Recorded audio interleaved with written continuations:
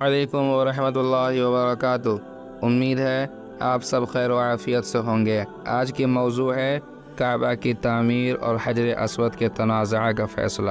بسم اللہ الرحمن الرحیم۔ آپ صلی اللہ علیہ وسلم کی عمر کا 35واں سال تھا کہ قریش نے نئے سرے سے خانہ کعبہ کی تعمیر شروع کی۔ وجہ یہ تھی کہ کعبہ صرف قد سے کچھ اونچی چہار دیواری کی شکل میں تھا۔ حضرت اسماعیل علیہ السلام کے زمانے سے ہی اس کی بلندی 9 ہاتھ تھی اور اس پر چھت نہ تھی۔ اس کیفیت کا فائدہ اٹھاتے ہوئے کچھ چوروں نے اس کے اندر رکھا ہوا خزانہ چرا لیا۔ اس کے علاوہ اس کی تعمیر پر ایک طویل زمانہ گزر چکا تھا۔ عمارت خستگی کا شکار ہو چکی تھی اور دیواریں پھٹ گئی تھی۔ ادھر اسی سال ایک زوردار سیلاب آیا جس کا رخ خانہ کعبہ کی طرف تھا۔ اس کے نتیجے میں خانہ کعبہ کسی بھی لمحے ڈھہ سکتا تھا۔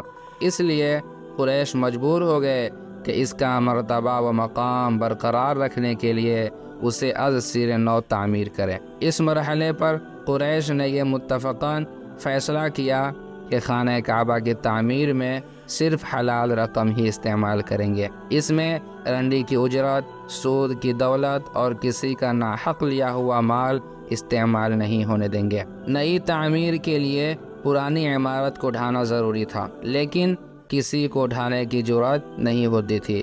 بالآخر ولید بن مغیرہ مخزومی نے ابتدا کی۔ جب لوگوں نے دیکھا کہ اس پر کوئی آفت نہیں ٹوٹی تو باقی لوگوں نے بھی ڈھانا شروع کیا، اور جب قواعد ابراہیم تک ڈھا چکے تو تعمیر کا آغاز کیا۔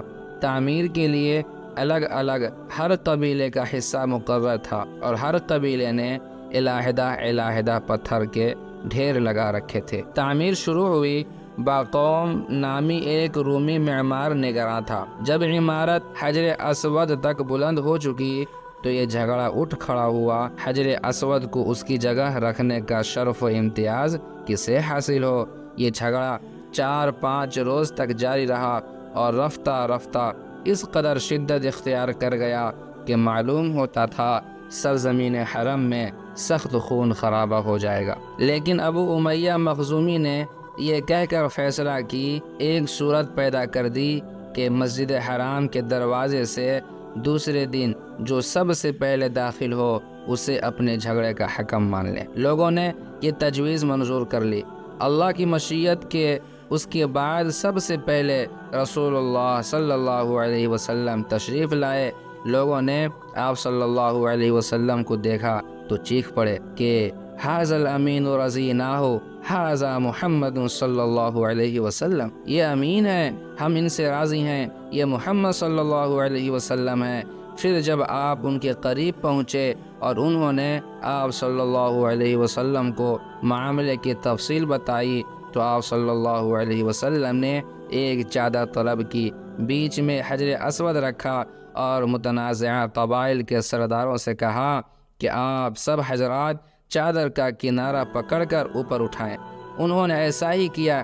جب چادر حجر اسود کے مقام تک پہنچ گئی تو آپ صلی اللہ علیہ وسلم نے اپنے دست مبارک سے حجر اسود کو اس کی مقررہ جگہ پر رکھ دیا۔ یہ بڑا معقول فیصلہ تھا، اس پر ساری قوم راضی ہو گئی۔ ادھر قریش کے پاس مال حلال کی کمی پڑ گئی، اس لیے انہوں نے شمال کی طرف سے کعبہ کی لمبائی تقریباً 6 ہاتھ کم کر دی۔ یہی ٹکڑا حجر اور حتیم کہلاتا ہے۔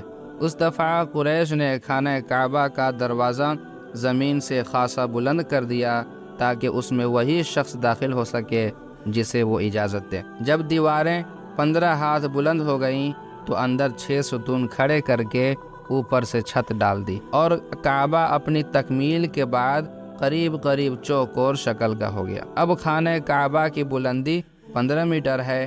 حجر اسود والی دیوار اور اس کے سامنے کی دیوار یعنی جنوبی اور شمالی دیواریں 10-10 میٹر ہیں۔ حجر اسود مطاف کی زمین سے 1.5 میٹر کی بلندی پر ہے۔ دروازے والی دیوار اور اس کے سامنے کی دیوار یعنی مشرقی اور مغربی دیواریں 12-12 میٹر ہیں۔ دروازہ زمین سے 2 میٹر بلند ہے۔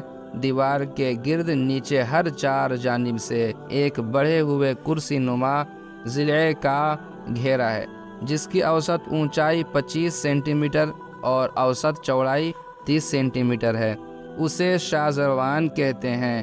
یہ بھی اصل میں بیت اللہ کا حصہ ہے، لیکن قریش نے اسے بھی چھوڑ دیا تھا۔